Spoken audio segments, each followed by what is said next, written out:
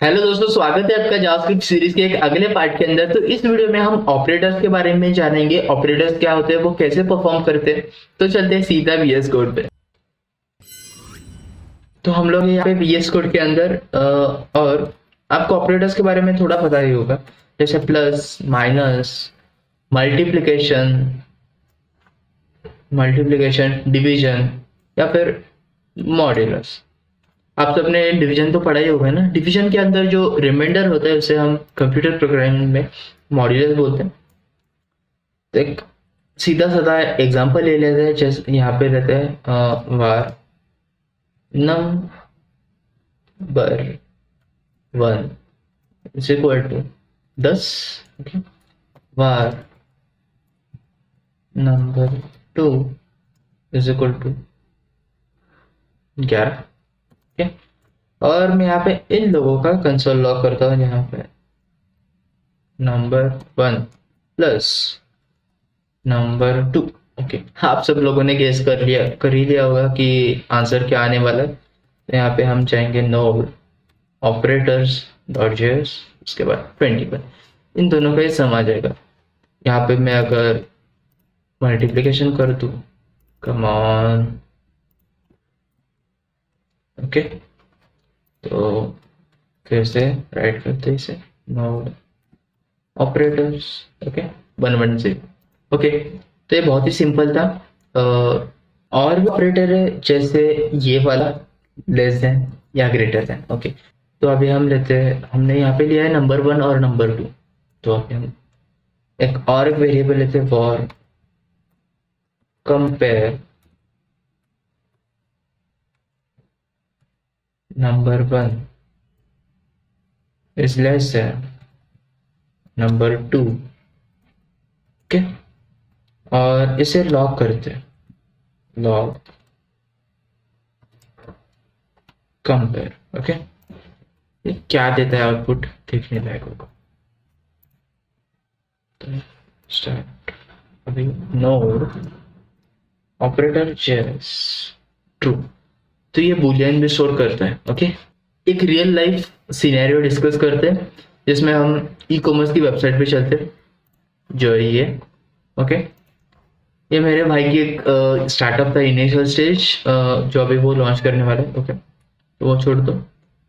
ये जो सेव 28% है, ये डायनामिकली चेंज होता है। जैसे कि ये जो लिस्टिंग प्राइस है वो चेंज होती है, और जो सेलिंग प्राइस है वो भी चेंज होती रहती है। तो ये डायनामिकली चेंज होता है। तो अभी हमें इस चीज को पूरा कोड करना है। तो फिर से चलते हैं वीएस कोड के अंदर।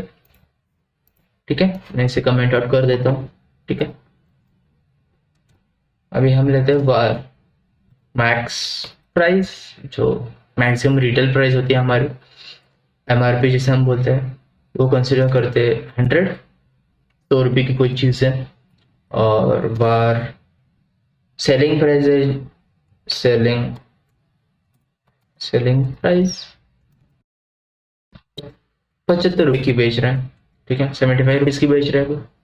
तो अभी हमें क्या फाइंड आउट करते हैं, वार डिस्काउंट रेट उसका। ठीक है,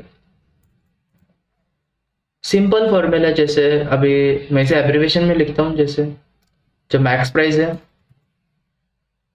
उसमें से हमें सेलिंग प्राइस माइनस करनी है, और इन सबको हमें ब्रैकेट के अंदर डालना है, और डिवाइडेड बाय सेलिंग प्राइस है इनटू 100 करना है। ओके, तो अभी हमारा फॉर्मूला है, इस फॉर्मूले के हिसाब से हम चलेंगे।